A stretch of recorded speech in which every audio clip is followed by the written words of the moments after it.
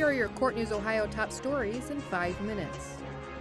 The Ohio Supreme Court ruled on March 16th that a second execution attempt for a man on death row isn't cruel and unusual punishment, nor does it violate double jeopardy clauses in the Constitution.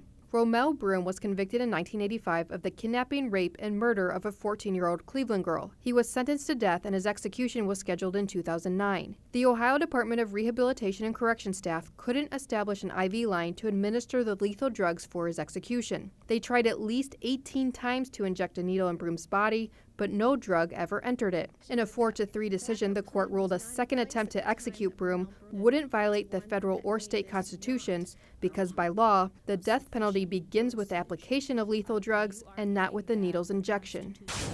Voters made selections in March 15th's primary election for seats on the Ohio Supreme Court, state appeals courts, and common pleas courts. Only one of 3 Supreme Court seats up for election this year had a contested primary race. 1st District Court of Appeals Judge Patrick Fisher defeated 11th District Court of Appeals Judge Colleen O'Toole in the Republican primary. Fisher will face Cuyahoga County Common Pleas Court Judge John O'Donnell in November. There were also 2 contested appeals court races in the 3rd and 4th districts and 14 contested races at the county common pleas court level. The general election will be held on November 8th. In all, Ohio voters will determine more than 145 judicial seats, with races for county courts added to the November ballot.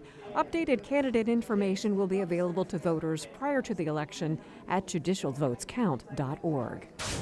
Transitioning from the bar to the bench can be challenging, which is why nearly 40 new magistrates attended a 3-day orientation course put on by the Ohio Supreme Court's Judicial College.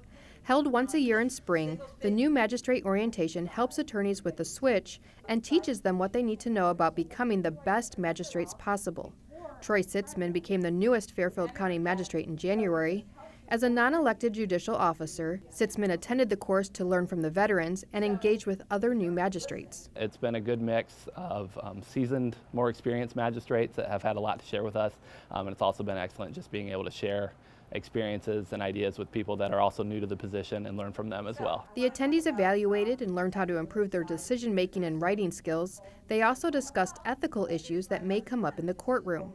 Cuyahoga County Domestic Relations Court Judge Diane Palos has volunteered as a Judicial College faculty member since the late 1980s. A former magistrate with more than 20 years' experience, Judge Palos says it's essential new magistrates know what is expected of them. I just think it's important that we commit to our people, continue to educate them. They need to understand about judicial ethics. They need to learn about professionalism. They need to study some of the other skills that are going to help them every day, because everything you do isn't about just applying the law, and it's not about necessarily trying a case. More of what magistrates do is hands-on dealing with individuals and people in civil crisis. It's very important to remember we affect people's lives, and that our decisions need to be well thought out and take all that into consideration. These magistrates will continue their education throughout their tenure on the bench. Ohio magistrates must complete 24 hours of continuing legal education, including 10 hours of instruction offered by the Judicial College every 2 years.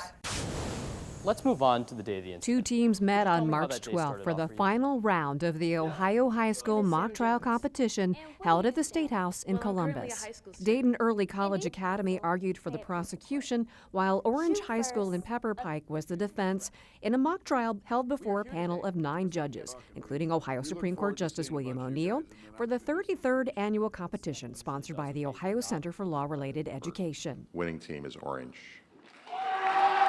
Orange High School took home the first place trophy, as well as outstanding witness and attorney honors.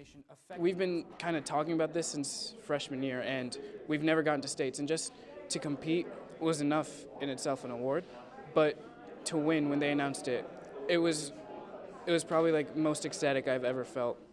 I couldn't be prouder of myself and my team. And I can't describe how happy I am right now. Ohio Mock Trial is the largest high school academic competition in the state. More than 3,500 students participate every year, and about 1,000 legal professionals volunteer to serve as judges, competition coordinators, and team advisors. That's a look at Court News Ohio's top stories. Visit courtnewsohio.gov for the latest headlines on Ohio's courts.